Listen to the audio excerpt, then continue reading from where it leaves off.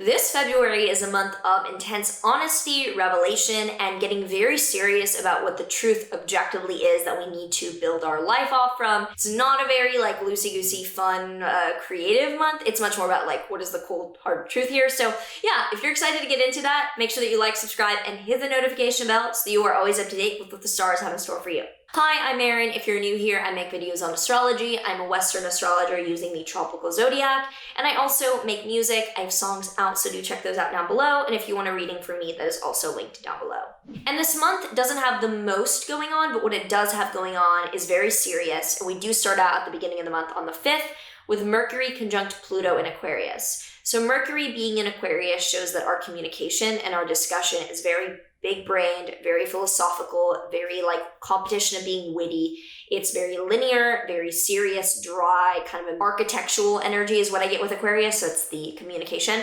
And with Mercury conjunct Pluto, that is very intense, very precise, very psychologically difficult conversations. Mercury, Pluto together is interrogation energy because Pluto is intensity and depth and Mercury is communication. So do know that, don't be surprised if you're kind of hit with an ultimatum or just a force into honesty in the first week, particularly around the 5th of February.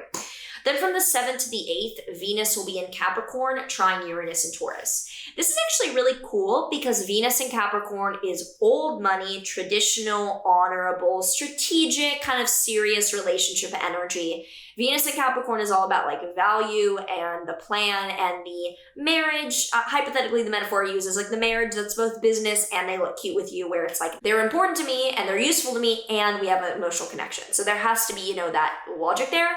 But a trine to Uranus shows that there is a surprising or out of character or random event that is positive for your relationships. So around the 7th to the 8th, if random things are happening that feel out of the ordinary, quite sudden, spontaneous, but in line with your strategic maneuvering of relationships right now, totally something that could come up. It's a good time for random relationship shit. Then on the 9th, there's a new moon in Aquarius. This new moon is very chaotic, but in line with strategy as well, because the new moon in Aquarius is always going to be this logical, informative, nerdy new beginning. This one is squaring Uranus within 1 degree, showing chaos, randomness, spontaneity, and something shocking that disrupts the lives of others. So with that, this new beginning is one of fuck you, I'm gonna go off and do this because I need to go do my own thing and I wanna make a statement. And with Mercury and Pluto together, that is really intense with what we're saying, but Venus and Mars together in Capricorn shows that our strategy is still in place. Even if we made a big spectacle, the strategy is still there. Then as we get into the middle of the month, from the 13th to the 17th, Venus and Mars have entered Aquarius and they will conjoin Pluto. So Venus in Aquarius is different than Venus in Capricorn. They're both Saturn-ruled signs. It's both serious, but Venus in Aquarius is more open to new, nerdy, novel, risk-taking, playful energy. It's still nerdy and awkward. It's still serious, but it's much more open-minded towards new things, new trends, and new values. And Mars in Aquarius goes from Mars in Capricorn, which is more strategy, climb the ladder, do this is important, follow the strategy, into how do we work smarter, not harder, and develop a blueprint to make other people then do the busy work. It is the architect and the logical, intellectual. Venus and Mars conjunct Pluto is very, very manipulative and very, very strategic in Aquarius.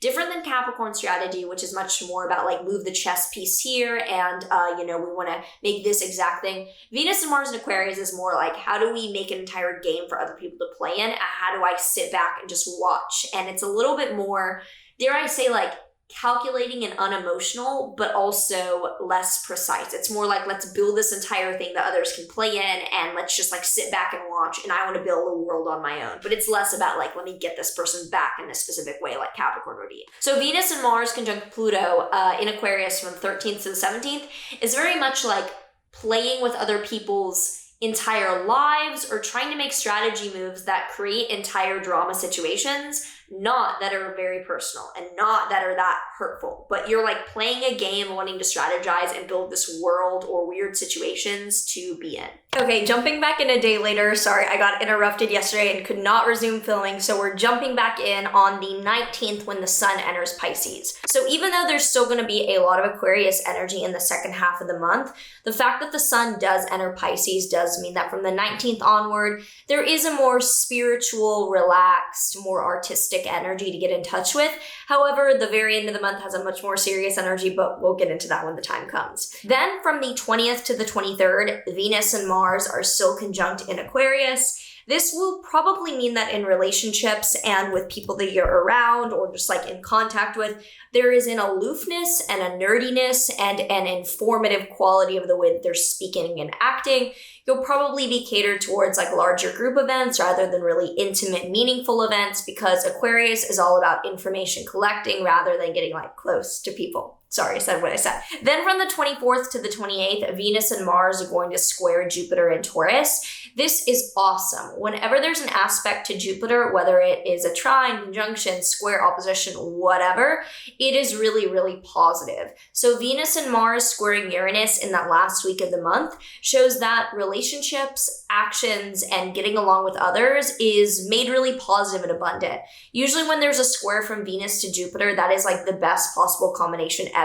Any aspect between Venus and Jupiter is like double exponential positivity and getting along well with others in the world.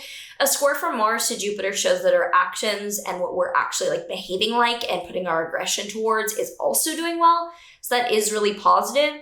Then on the 24th, there is a full moon in Virgo. This full moon is all about giving something up that has taken you off course and is immature or irresponsible, and it's about getting your shit back together. So you might feel at the end of the month like there's a big wake-up call and serious energy to get with it and definitely stop the bullshit of whatever is wasting your time. And on the 27th to the 29th, there will be a Sun-Mercury conjunction, aka a cazimi in Pisces. Whenever the Sun and Mercury are together, it is an illumination of information or clarity about something. In Pisces, it shows something meaningful or emotional that you're now realizing. However, because on the 29th, the Sun will also be conjunct Saturn throughout this, Saturn is a planet of seriousness, maturity, boundaries, and of like cold hard truth. So Sun, Saturn, Mercury, and Pisces is like, this is the reality of how you feel. This is the reality of the data and the life circumstances. Get with it and let's make some changes. So if you're excited for what we have coming up for this February, do leave me a comment down below. I would love to hear from you before we get into what tarot card we have coming up.